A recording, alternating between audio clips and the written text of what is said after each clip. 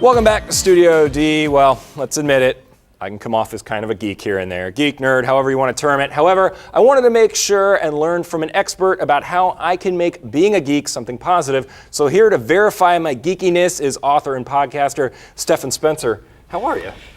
Tom Hanks is so into space, he's the ultimate space geek. Yeah.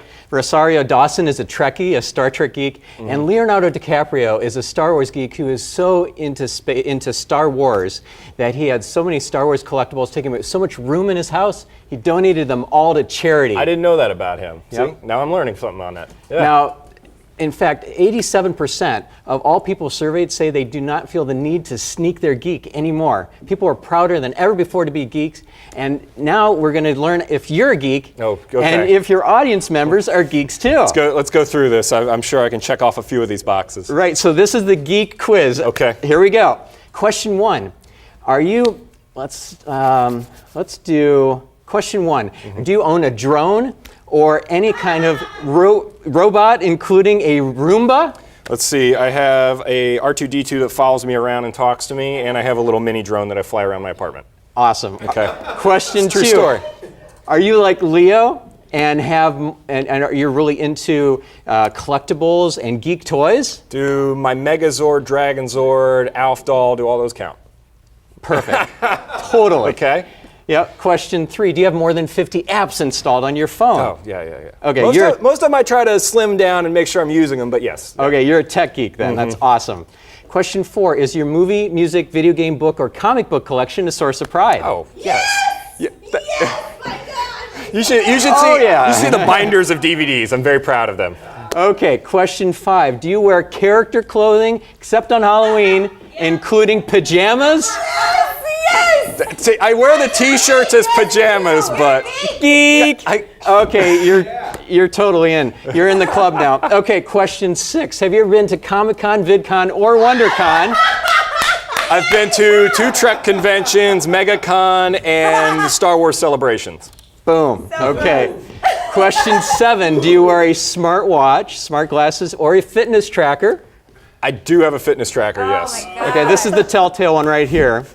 Have you ever taught yourself an artificial language like Klingon or Elvish? No, but I have talked like a minion more times than I'd like to admit. Okay, that still counts. Okay. Question nine. Have you ever seen more than 2 Harry Potter, Star Wars, or Star Trek movies? Yeah, all of them. All right. Okay, all the above. Of course. Final question. Have you ever named a computer, pet, or child after a superhero comic character? No, not yet, but I do plan on getting a dog and naming him Jarvis after Tony Stark's computer assistant. Oh my God. Okay, so 1 yes and you're possibly a geek, 2 yeses, you're probably a geek, 3 yeses or more, and you're definitely a geek. Figured that, yeah. You're a Thank geek. You. Thank you. It's official now. Yeah. Awesome. So now that we know that you're a geek, let's learn how to optimize your inner geek with the geek formula.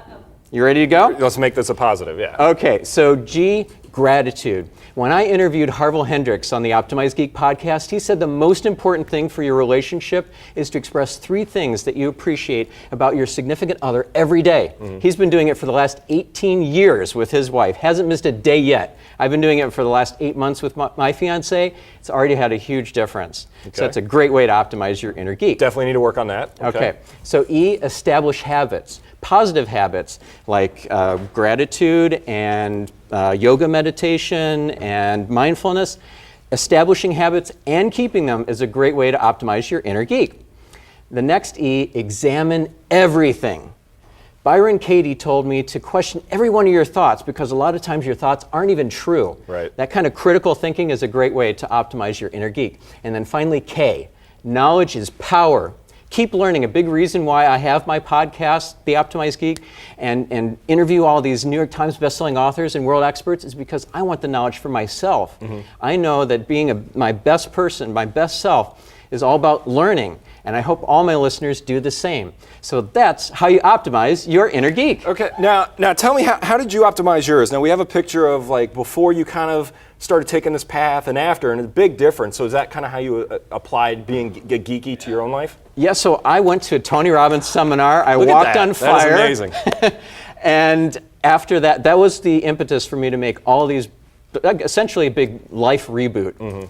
And so over the course of the last 5, 6 years, I've made all these changes, but really in the first year, I became literally unrecognizable from the person that you saw in the before photo. What's the biggest change that you say you applied overall to your life? After finally breaking everything down and kind of teaching yourself this method, what did you take away from it as your biggest change? My biggest change was in India, actually. It was on a Tony Robbins Platinum trip, and I had this amazing spiritual experience. I got touched by the oneness monks, and it was a profound experience. Everything was in Technicolor. It was Very amazing. Cool. Well, when we come back, when we head start on the day, we'll be chatting about how one phone is really lighting the business world on fire, and we'll be back with Stefan later, and we're going to go with an Iron Man off, because you think I'm not a geek? I got my own helmet over there, and find out who the world's new most interesting man is, and see if we'll drink to that. That more when Studio D returns.